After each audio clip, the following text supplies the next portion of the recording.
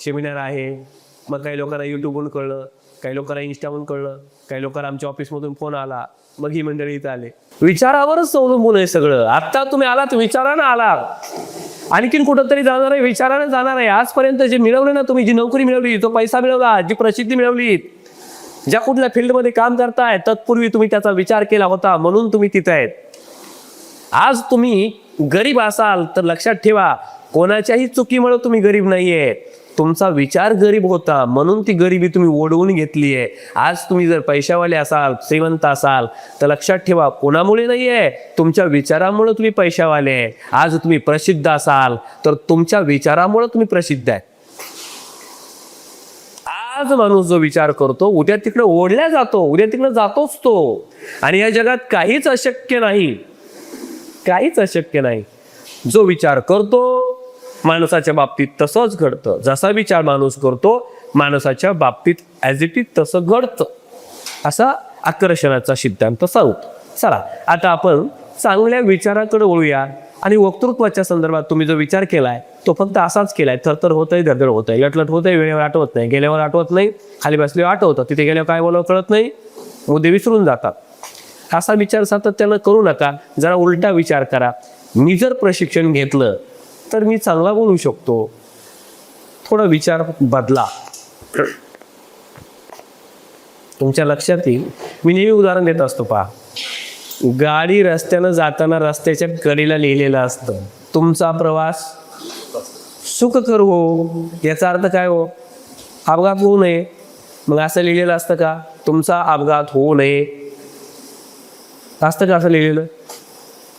तुमचा प्रवास सुखकर हो. जे सकारात्मक आहे ते लिहिलेलं आहे, निगेटिव्ह लिहिलेलं नाही. म्हणून जे निगेटिव्ह आहे त्याचा उच्चारही करायचा नाही आणि त्याचा विचारही करायचा नाही. आता पहा ना, गर्दी तर माणसांची आहे, भाषणाला जमलेली, प्रचंड गर्दी आहे भाषणाला जमलेली.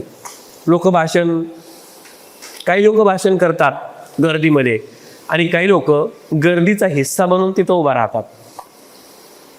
किती बघा, थोडंसं पश्चाताप करण्यासारखी गोष्ट आहे आणि थोडा विचार करण्यासारखी गोष्ट आहे, थोडं अंतर्मुख होण्यासारखी गोष्ट आहे. एखाद्या ठिकाणी जर भाषणाला गेलात ना तर 4-2 लोक तिथं बोलणारे असतात, बाकी आपण लोक त्या गर्दीचा एक हिस्सा असतो.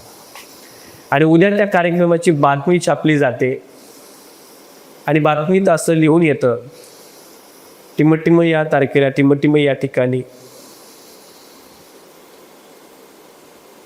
अशा अशा पद्धतीचा कार्यक्रम झाला. त्या कार्यक्रमाच्या अध्यक्षस्थानी टिमटिम होते, प्रमुख पाहुणे टिमटिम होते, सूत्रसंचलन टिमटिम यांनी केलं, प्रास्ताविक टिमटिम यांनी केलं, कार्यक्रमाचा आभार अमुक अमुक यांनी मानलं, कार्यक्रमाला उपस्थित अमुक तमुक तमुक तमुक 2-4 नावं इत्यादी मंडळी कार्यक्रमाला उपस्थित होती.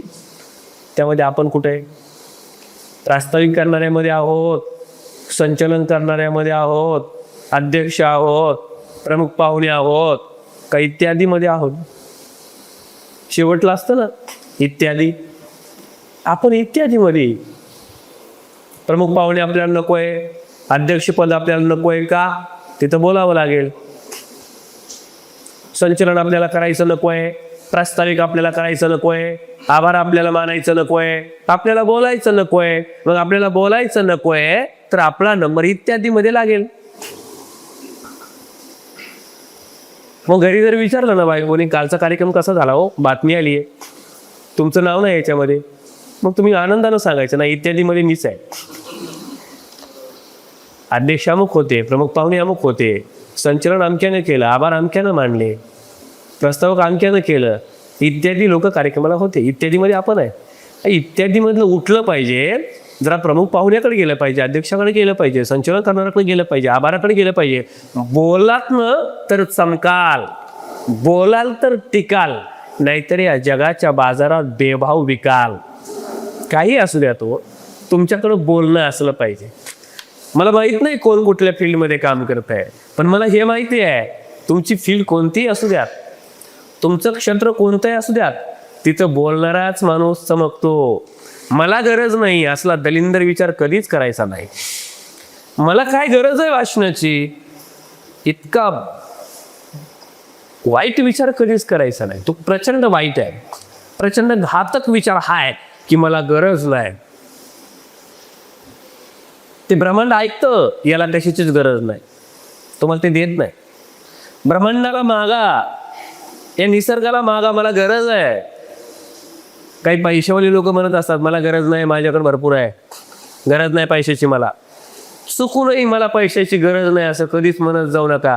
पैसा तुमच्याकडे कधीच येणार नाही आणि असलेला पैसा सुद्धा टिकणार नाही. कारण आकर्षणाचा सिद्धांत असं सांगतो, तुम्ही ज्याला आकर्षित करताय ते तुमच्याकडे येतं आणि तुम्ही ज्याला निग्लेक्ट करताय, डावलताय, ते तुमच्याकडे कधी येत नाही. मग पैसा असू द्यात, प्रसिद्धी असू द्यात, मान सन्मान असू द्यात, माणसं असू द्यात, मला गरज नाही असा निगेटिव्ह विचार कधी करू नका. मी नाही बोललो तरी चालेल असं नका म्हणू, मी बोललंच पाहिजे, मला गरज आहे असं म्हणा. मग तुम्ही चांगल्या भाषणाकडे याल. बोलणं हे माणसाला दिलेलं गिफ्ट आहे, गॉड गिफ्ट आहे ते. म्हैस म्हैशीला बोलत नाही, कुत्रं कुत्र्याला बोलत नाही,